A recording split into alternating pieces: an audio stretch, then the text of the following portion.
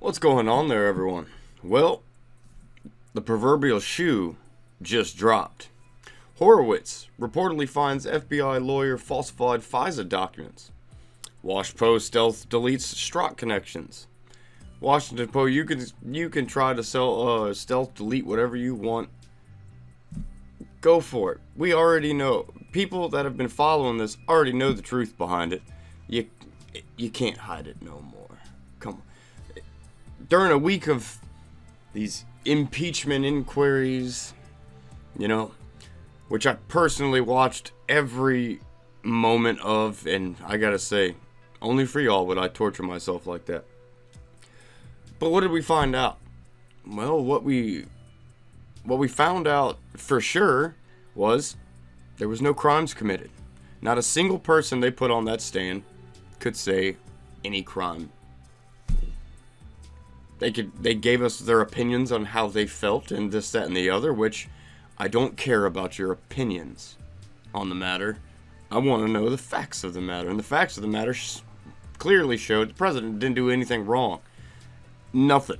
He was perfectly within his space to be doing whatever he was doing. Nothing wrong. Simple as that. It's as simple as that. No matter how much the Democrats sit there and try to say that there was this, there was that. No, there wasn't. There just simply wasn't when you go by the facts of the case. So nothing interesting really came out during the hearings at all. I mean, the most interesting thing was that Maria Yanovich, who I couldn't say her name the other day to save my life, but Maria Yanovich perjured herself twice, and Vindman perjured himself one time, and no one said anything really. And Republicans, I'm talking about you up there. You didn't say anything. But the big bombshell news of the week, this situation. Let's get into the story from Fox News. Justice Department Inspector General Michael Horowitz has found evidence that an FBI lawyer manipulated a key investigative document related to the FBI's secret surveillance of former Trump campaign advisor, enough to change the substantive meaning of the document, according to multiple reports. This is big news. The show-stopping development comes as Senate Jury Committee Chairman Lindsey Graham told Fox News that Horowitz's comprehensive report on the allegations of Foreign Intelligence Surveillance Acts, FISA, warrant abuse against former Trump campaign aide Carter Page will be released on December 9th. That's locked, Graham said. Ooh, I know. If you're anything like me, I know you are itching to get your hands on that document. And trust me, as soon as it drops, I will have that document out for all of y'all to read. Trust and believe. The new evidence concerning the altered document, which was related to the FBI's FISA court warrant application to surveil Page, is expected to be outlined in Horowitz's upcoming report. CNN, surprisingly, first reported the news, which was largely confirmed by the Washington Post. I tell you what, when this was first coming out, the news was still talking about the impeachment inquiry.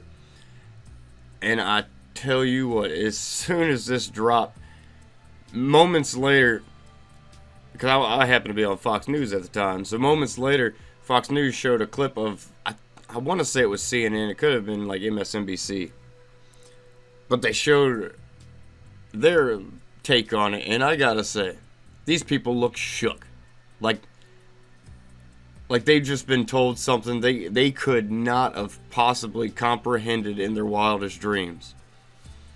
Hilarity. They've been telling themselves lies for so long that whatever comes out here is going to blow the media and the Democrats' minds. And it's going to completely rewrite the narrative. This could lead to...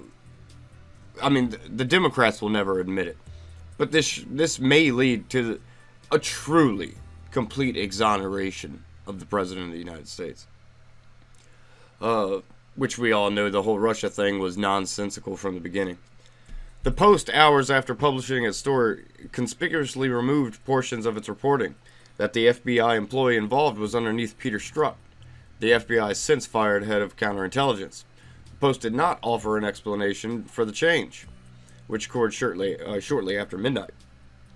Earlier this week, the DOJ highlighted a slew of anti-Trump text messages sent by Strzok when he was leading the Hillary Clinton email investigation and the probe into the Trump campaign.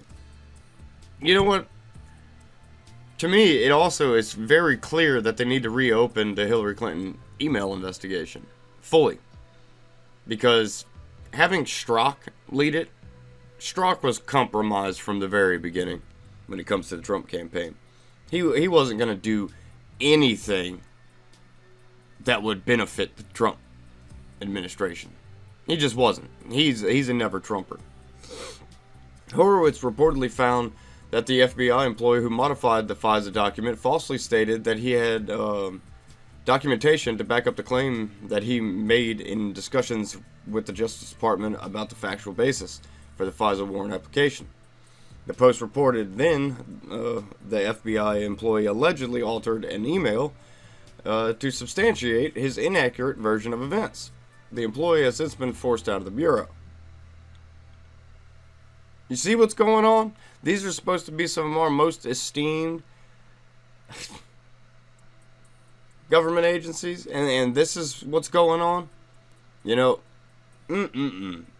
this is a shame, and this should be terrifying to everybody. Even you Democrats, you need to get on board with what we're doing here on the Republican side about trying to uncover this, because guess what? If they can do it to our side, they can do it to your side. Just understand, you know, it's we the people that are supposed to form our government, not unelected deep state officials that are permanent Washington. Come on, man. Can't have this. I mean, this is a direct assault on our democracy, as the left likes to use terms. This is truly a direct assault on the democracy. It's a shame. It's stunningly scary. Durham has reported taking up Horowitz's findings concerning the falsified FISA document, meaning the ex-FBI lawyer who made the changes is now under criminal investigation. The Post indicated, however, that the document was not central to the legality of the FISA warrant obtained against Page. Republicans have long argued that the FBI's alleged FISA abuses, which came as the Bureau aggressively pursued ultimate, unsubstantiated claims of criminal links between the Trump team and Russia during the 2016 presidential campaign, were politically motivated. In recent months, a slew of unearthed documents have strengthened those claims. Just 9 days before the FBI applied for its FISA warrant to surveil Page, Bureau officials were battling with senior Justice Department officials who had continued concerns about the possible bias. Which, it wasn't a possible bias, it was a straight head-on bias. Clear, absolutely clear for the public to see. The possible bias of a source pivotal to the application, according to internal text messages previously obtained by Fox News. Oh yeah, you gotta love Lisa Page and Comey's text messages. The 2016 messages sent between Lisa Page and then FBI Director Andrew McCabe also reveal that the Bureau's brass circulated at least 2 anti-Trump blog articles, including a Lawfare blog post sent shortly after the election that called Trump possibly among the major threats to security of the country. Actually, security of the country is doing very good under Trump.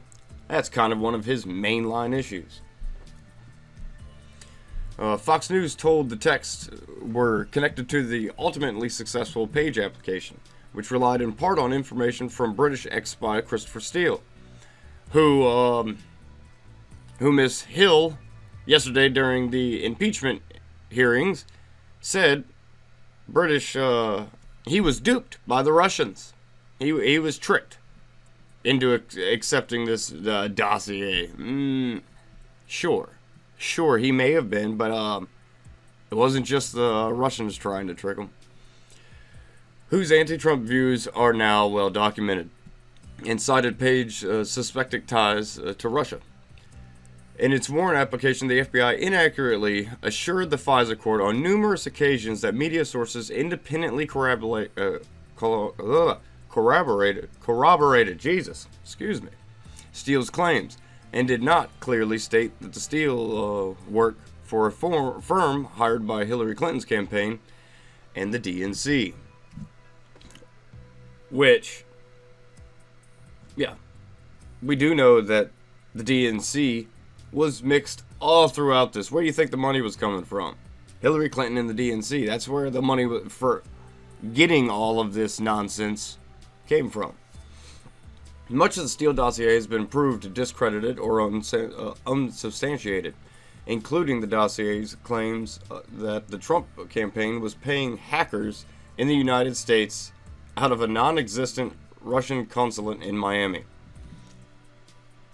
Or that ex-Trump lawyer Michael Cohen traveled to Prague to conspire with Russians. All proven to be false. False. This is just them pulling nonsense out of a hat, you know. What is it? Throwing spaghetti at a wall and hoping some will stick. Special Counsel Robert Mueller also was unable to substantiate the dossier's claims that Carter Page has received a large payment related to the sale of a share of Rosneft, a Russian oil giant, or that a lurid blackmail tape involving the president existed, which we know those claims to be false too. They, some of them, one of those claims, I think, with the Russian tape they were talking about, was actually it was a trolling thing. They were just trolling people, and it was hilarious. Had a guy act like he was Russian sitting there, said they had all this ridiculous stuff on Trump. Not true at all. It was all made up. But seems like these leftists, they will flock to anything. It doesn't matter if it's made up, doesn't matter if it has collaborating evidence. It just doesn't matter if it's against Trump. They will take it hook, line, and sinker. Page has not been charged with any wrongdoing despite more than a year of federal surveillance. And he has since sued numerous actors, including the DNC, for defamation related to claims that he worked with Russia. Office of Intelligence now has a robust explanation re any possible bias of the confidential human source in the package, Lisa Page wrote to McCabe on October 12th, 2016. I don't know what the holdup is now, other than Stu's continued concerns. It's unclear whether the confidential source in question was Steele or another individual. Stu was an apparent reference to Stuart Evans, the then DOJ National Security Division's Deputy Assistant Attorney General. In one previously unearthed and since unredacted text, Strzok texted Page that he was currently fighting with Stu for this FISA in late 2016.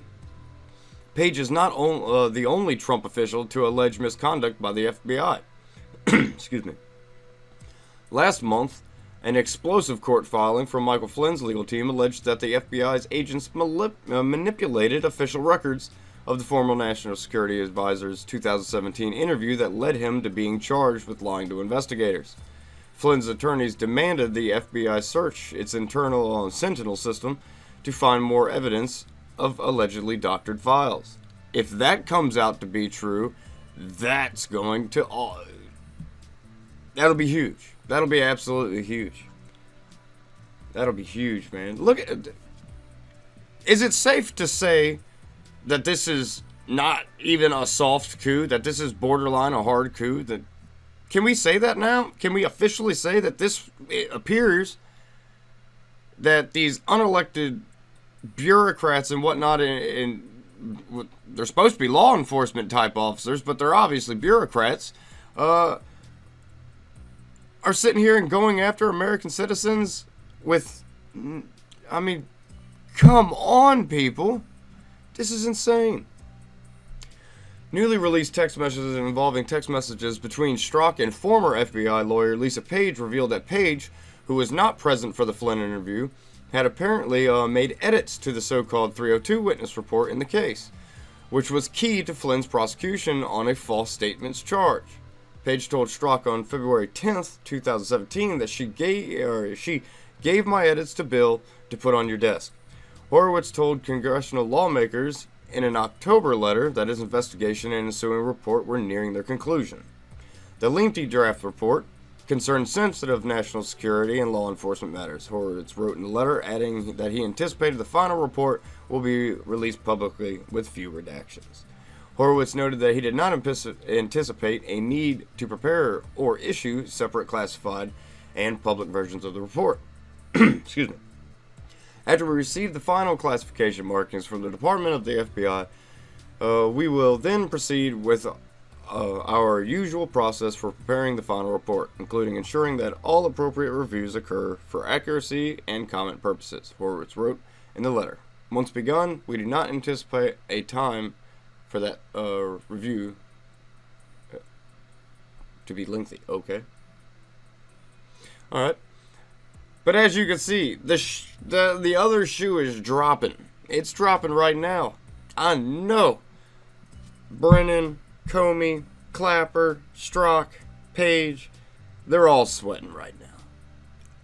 And this person that the FBI is looking into hasn't been named yet. I don't know if it's any one of those people that I named. But if it's not, then the plot just gets deeper, and it shows, it just shows that this is something to behold, people.